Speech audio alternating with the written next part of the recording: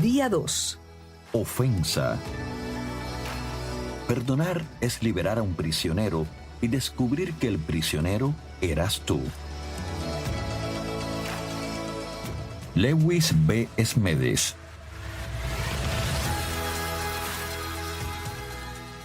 Lo primero que necesita ser limpiado del camino en su matrimonio es la ofensa. Pasaremos mucho de este capítulo discutiendo este problema porque la ofensa es sumamente tóxica. El rehusarnos a perdonar nos roba la libertad y estorba nuestra pasión. Toma un placer pervertido en búsqueda de venganza, un camino sin fin acompañado solamente por la miseria. El acto del perdón es un acto de liberación tanto para el ofensor como para el ofendido. Muchos creen que el perdón debe aguantarse hasta que la recompensa adecuada sea obtenida. ¿Cuántos de nosotros hemos dicho, yo los perdono cuando cambien? Pero en el reino de Dios, el perdón no es opcional. Es la única forma de vida. Mientras más perdonamos, más nos pareceremos a nuestro Padre en el cielo. Si vamos a ser agentes de su grandeza, necesitamos abrazar el poder del perdón. Pablo nos encargó. Sean comprensivos con las faltas de los demás y perdonen a todo el que los ofenda. Recuerden que el Señor los perdonó a ustedes, así que ustedes deben perdonar a otros. Colosenses 3:13. Esto con frecuencia es difícil de tragar. Es un mandamiento, no una sugerencia, ni tampoco se nos dan condiciones o excepciones. Dios nos dice que perdonemos a cualquiera que nos ofenda. Punto. Y se acabó. A menudo nos tomamos libertades y excusamos nuestras propias faltas y esperamos que otros hagan lo mismo. Sin embargo, se nos hace mucho más difícil perdonar las faltas de otros, especialmente la de nuestros esposos o esposas. Pero a cualquiera que se le hace difícil perdonar, ha olvidado lo que se le ha perdonado. Muchos de nosotros nos hacemos los santurrones y olvidamos que todos merecemos pasar la eternidad en el infierno. Nuestra ofensa hacia Dios fue tan severa que Él tuvo que sacrificar su único hijo para revocar los efectos de la misma. Cristo habló del perdón en la cruz cuando la amargura pudo haber sido la opción más fácil. Él nos perdonó antes de que nuestro comportamiento fuera digno de su perdón y somos llamados a hacer lo mismo con otros. Probablemente no tenemos que convencerle de que su cónyuge no es la persona perfecta. Nadie lo es. Pero los errores crean oportunidades para nosotros extender la gracia de Dios. Nuestra disposición para perdonar es una de las evidencias más grandes de que Cristo está en nosotros. Soltando las heridas.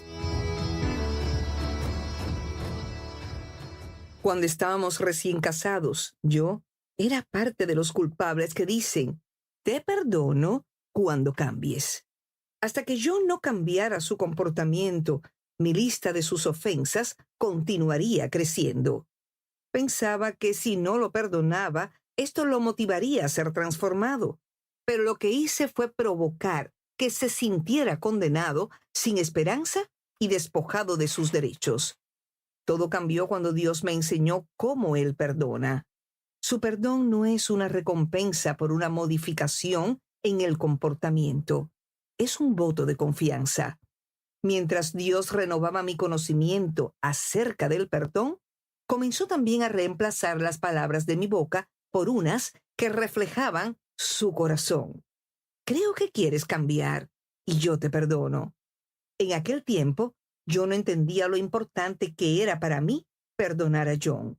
Más adelante, comprendí que mi rencor e inclemencia hacia mi esposo era lo que batallaba contra su habilidad de cambiar, porque Jesús dijo, Si ustedes perdonan los pecados de alguien, esos pecados son perdonados. Si ustedes no los perdonan, esos pecados no son perdonados. Juan 20:23. Por siglos, este verso ha sido mal interpretado y retorcido como una herramienta para propagar el miedo y la opresión. Esta no fue la intención de Jesús. Cuando estudiamos todo su ministerio, podemos entender el propósito y el significado de estas palabras. Jesús, más que cualquier otra persona, entiende el poder del perdón, porque a través del mismo reconcilió lo que no se podía reconciliar. Recuerde, de acuerdo a 2 de Corintios 5, del 17 al 20, somos ministros de la reconciliación y a través de nosotros Dios hace un llamado al mundo. Somos llamados a afirmar y a extender el perdón ofrecido en Cristo. Cuando decidimos mantener una ofensa, dejamos de declarar la esperanza de Dios y en lugar de ello nos ponemos de acuerdo con el que es llamado el acusador de los hermanos. Dejamos en condenación a los que Dios quiere ofrecerles un nuevo comienzo. G. L. Borchet lo puso en estas palabras en su comentario acerca de las palabras de Jesús.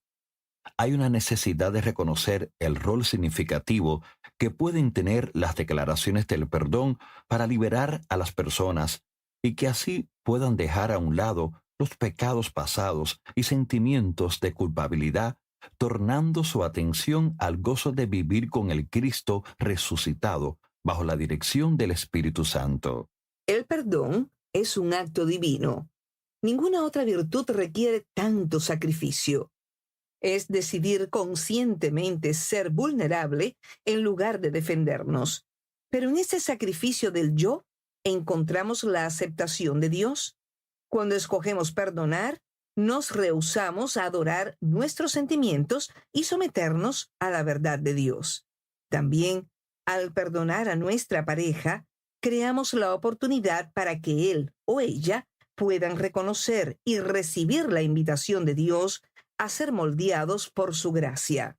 Cuando venimos a Dios en arrepentimiento, su respuesta no es, yo soy Dios y sé que esto lo harás otra vez en 2 semanas. Simplemente nos dice, te perdono, y nos ofrece el poder para cambiar.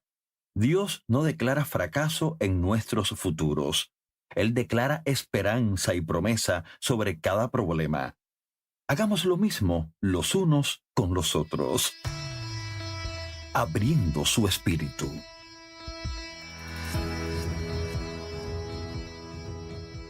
Las ofensas ocasionan que cerremos nuestros espíritus. Edificamos paredes alrededor de nuestros corazones, haciendo el esfuerzo de no ser heridos nuevamente. Podemos pensar que estas paredes nos están protegiendo, pero en realidad obstruyen nuestra habilidad de recibir y dar el amor de Cristo. Sin su amor, nuestras vidas carecen de propósito y poder. Nuestra meta será preservación y nuestras acciones exhibirán egoísmo. Eventualmente, nuestros corazones se endurecerán como las piedras y nuestras vidas serán marcadas por la indiferencia hacia los demás. Esto es exactamente lo opuesto, la antítesis al mensaje del Evangelio. Usted tal vez reconozca los nombres del mar de Galilea y el mar Muerto. Estas son las 2 zonas de agua más grandes y más reconocidas en Israel. El mar de Galilea recibe agua del norte y desemboca en el sur. Este constante fluir hace del mar de Galilea un conducto de vida y varios habitantes acuáticos florecen en sus profundidades. El mar Muerto, por el contrario, solo recibe agua. Todo lo que recibe lo retiene. Al no tener nada de salida, el ecosistema salado del mar Muerto puede dar vida a solo pequeñas bacterias y hongos, de ahí su nombre. Cuando guardamos una ofensa, nos parecemos al mar Muerto. Nuestros espíritus cerrados causan que nada florezca ni sobreviva en nuestro medio ambiente. A través del perdón, volvemos a abrir nuestros corazones para que el poder de Dios pueda fluir en y a través de nosotros. El negarnos a dar y a recibir perdón conduce inevitablemente al envenenamiento del alma. No somos autosuficientes, solo Dios lo es. Nuestra vitalidad requiere un intercambio armonioso con los que vivimos. Tenemos que dar y recibir gratuitamente. Los límites del perdón. Tal vez estará pensando, me siento como que mi cónyuge necesita ser perdonado o perdonada constantemente. Mi perdón no es inagotable. Definitivamente tiene un límite. Los discípulos pensaron de la misma forma. Luego Pedro se le acercó y preguntó, Señor, ¿cuántas veces debo perdonar a alguien que peca contra mí? ¿7 veces?